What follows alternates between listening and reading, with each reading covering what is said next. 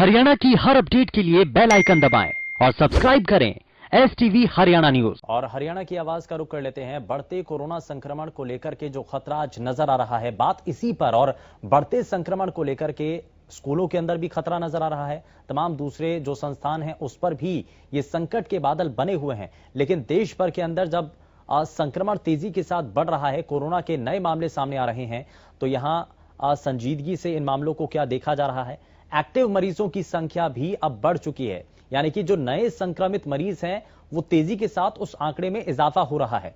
वहीं मौत के आंकड़ों में भी इजाफा हो रहा है, यानी कि ये जो वायरस है वो और भी ज्यादा घातक होता चला जा रहा है।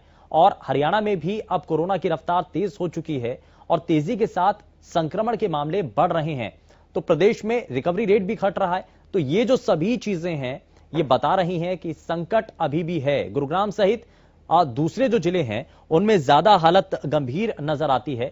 और साइबर सिटी गुरुग्राम के साथ साथ फरीदाबाद हो, सोनीपत हो, ये वो ऐसे इलाके हैं जहां पर तेजी के साथ नए जो संक्रमण है उसके मामले सामने आ रहे हैं। लोगों को जागरूक किया जा रहा है, प्रशासन के द्वारा कोशिश की जा रही है कि लोगों को जागरूक किया जाए। लेकिन अब बड़ा सवाल यही है कि क्या लोग जागरूक नहीं हैं, या फिर लोग जागरूक होने के बाद भी नियमों का पालन नहीं कर रहे हैं, लापरवाही बरत रहे हैं। और एक बार बार डॉक्टर्स की टीम यह कह रही है कि अगर इस खतरे से बचना है, इस मुश्किल भरी घड़ी से अपने आप को निकालना है, तो सबसे पहले आपको एहतियाती कदम उठाने होंगे, सबसे पहले आपको सावधानी बरतनी होगी। और इसी को लेकर के आज हरियाणा की आवाज के जरिए हम आपके सामने ये तस्वीरें रख रहे हैं। मौत के आंकड़ों में तेजी के साथ इजाफा हो रहा है और इसको लेकर के हालांकि टेस्टिंग की संख्या बढ़ा दी गई है। लगातार वैक्सीनेशन की इस प्रक्रिया में ज्यादा से ज्यादा लोगों को जुड़ने के लिए कहा जा रहा है, ताकि भारत की स्थिति को संभाला जा सके। देश भर के अंदर जो अब नए मरीज सामने आ रहे हैं उनकी संख्या को कुछ हद तक कम किया जा सके। लेकिन बीते कुछ दिनों में जो संख्या बढ़ रही है, इसके पीछे आप कारण क्या मानते हैं? इसके पीछे की वजह आपको क्या नजर आती है? क्या लापरवाही एक बड़ा कारण है जिसकी वजह से आज संक्रमण तेजी के साथ बढ़ रहा है? महामारी पर आखिर जनता गंभीर क्यों नहीं है? और आखिर कोविड नियमों का पालन नहीं हो पा रहा है? अगर आप भी अपने घर से बाहर जब निकलते हैं, किसी संस्थान में पहुंचते हैं या सार्वजनिक जगहों पर पहुंचते हैं, आप देखते हैं कि नियमों का पालन हो रहा है या फिर किसी भी जगह पर सावधानी बरती जा रही है आम लोगों के द्वारा, या कोई भी सरकारी संस्थान में भी अगर आप पहुंचते हैं तो क्या वहां पर भी कोविड एप्रोप्रिएट बिहेवियर, यानी कि जो SOPs तैयार की गई थी, या फिर जैसे हमें इस घातक वायरस से बचने के लिए जो हमें सिखाया गया था, क्या हम उन चीजों को अपना रहे हैं? बढ़ते मामलों के लिए आखिर हम जिम्मेदार किसको माने? क्या हम अपने आप को जिम्मेदार माने, या फिर सरकार को जिम्मेदार माने, या फिर प्रशासन को जिम्मेदार माने? कोरोना को लेकर के इतनी लापरवाही आज क्यों बढ़ती जा रही है और क्यों लोगों में आखिर कोरोना का डर खत्म हो चुका है? ये ऐसे कई सवाल हैं जिसको लेकर के आप इस मंच के साथ जुड़ सकते हैं, अपनी बातों को साझा कर सकते हैं। और लगातार टीवी स्क्रीन पर नंबर फ्लैश हो रहे हैं जिनके जरिए आप सीधे हमारे इस मंच के साथ जुड़ पाएंगे। आप बता पाएंगे कि आखिर बढ़ते संक्रमण पर आपका आज क्या कहना है। क्या आपको लगता है बहुत से लोग ऐसे भी हैं जिनके मन में कोरोना की वैक्सीन को लेकर के शंका है? बहुत से लोग ऐसे हैं जो ये मान रहे हैं कि कोरोना की जो वैक्सीन है वो सही नहीं है, उनके मन में उसकी क्रेडिबिलिटी को लेकर के सवाल बने हुए हैं। तो क्या आपको भी ऐसा ही लगता है? आप इस मंच के जरिए, खुला मंच है, यहां पर आप अपनी बातों को रख सकते हैं। आपको क्या नजर आता है इसमें, या आप सभी चीजें इस मंच के जरिए साझा कर सकते हैं। या आप लगातार देख रहे हैं नंबर फ्लैश हो रहे हैं, फोन लाइंस भी अब खुल चुकी हैं, और अब फोन लाइंस खुलने के बाद सीधे आप कॉल करेंगे तो आप इस मंच के साथ जुड़ पाएंगे। आप बता पाएंगे कि आखिर बढ़ते संक्रमण के पीछे क्या कारण है। कुछ लोगों का यह मानना है, कुछ लोग ये कहते हैं कि आप इस आंदोलन को, यानी कि किसान आंदोलन से जोड़ करके भी आप इस वैक्सीन को देखते हैं या फिर इस संक्रमण को देखते हैं। वो ये कह रहे हैं कि इस आंदोलन को कमजोर करने के लिए यह सब कुछ किया जा रहा है। महामारी पर आखिर जनता गंभीर क्यों नहीं है? क्योंकि हरियाणा के एक गांव से ऐसी ही तस्वीर सामने आई जहां पर ग्रामीणों ने जो वैक्सीनेशन के लिए टीम पहुंची थी गांव के अंदर, उसको वापस लौटा दिया। उन्होंने कहा कि यह सरकार की साजिश है और वैक्सीनेशन की जगह पर अब ये कोशिश की जा रही है कि इस आंदोलन को कमजोर किया जाए। तो लगातार इन सभी चीजों को लेकर के बातें रखी जा रही हैं।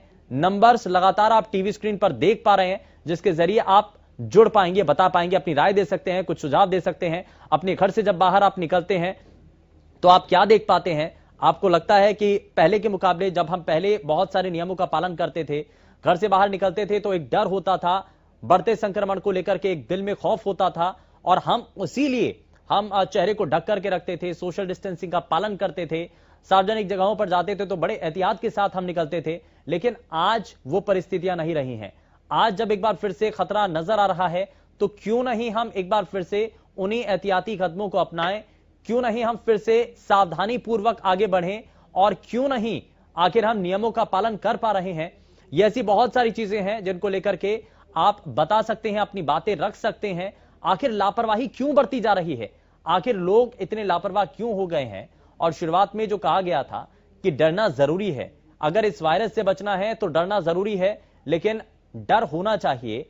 लेकिन क्या आपको लगता है कि ये डर जो है, ये खौफ जो है इस वायरस का, वो निकल चुका है? ये वैक्सीन के आने के बाद लोगों के मन में ये एक भाव आ चुका है कि वैक्सीन तो डेवलप हो चुकी है, वैक्सीन तो आ चुकी है, तो अब डर किसी बात का नहीं है। लेकिन अभी भी खतरा बना हुआ है और वैक्सीन भी अभी सभी लोगों को नहीं लग पा रही है और धीरे धीरे एक प्रक्रिया के तहत ही वैक्सीन लग पाएगी।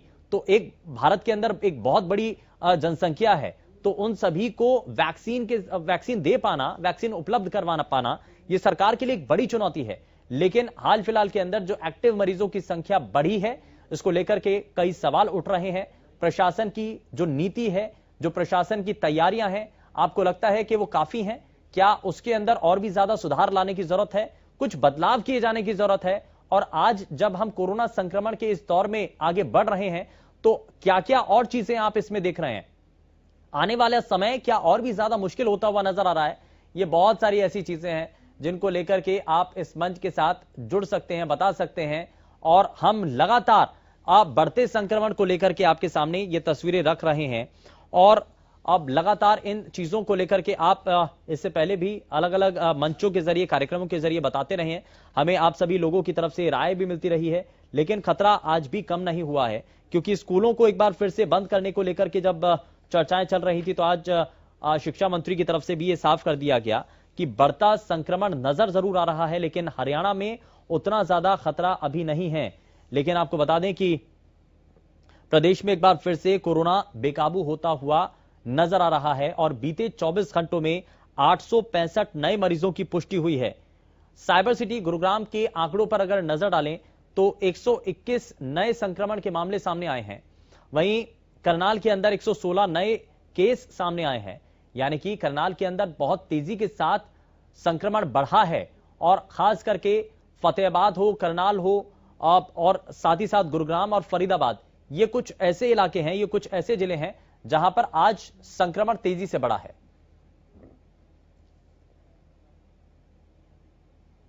और इस बीच रुक कर रहे हैं बड़ी खबर का।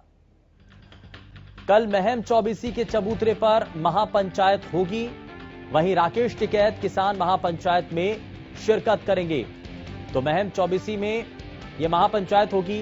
पंचायत में किसानों की भारी संख्या जुटने का अनुमान लगाया जा रहा है और कल महम चौबीसी के चबूतरे पर महापंचायत होगी।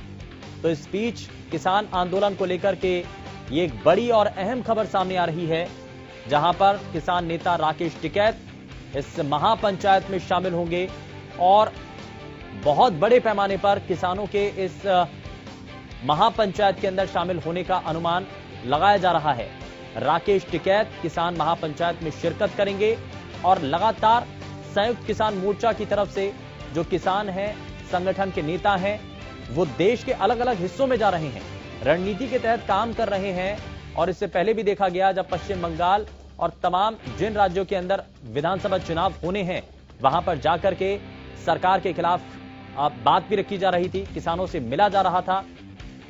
लेकिन वहीं अब एक बार फिर से हरियाणा की तरफ रुख किया है। कल महम चौबीसी के चबूतरे पर महापंचायत होगी, जिसमें राकेश टिकैत किसान महापंचायत में शिरकत करेंगे।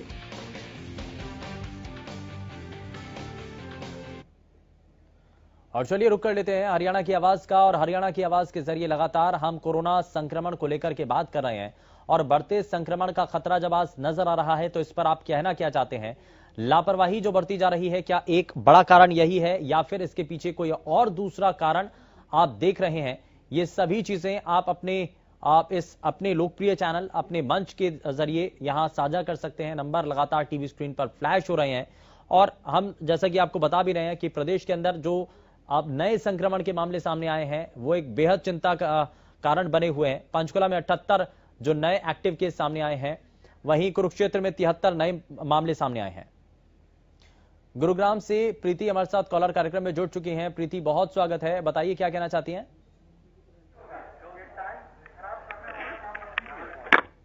प्रीति बताइए क्या कहना चाहती हैं।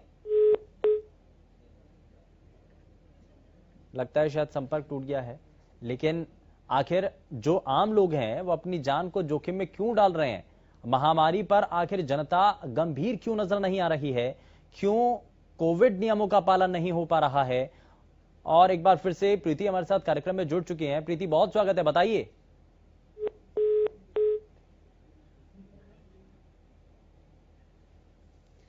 लगता है कुछ तकनीकी खामी है, लेकिन अब फिलहाल जो एक्टिव केसों की संख्या है वो बढ़ती चली जा रही है।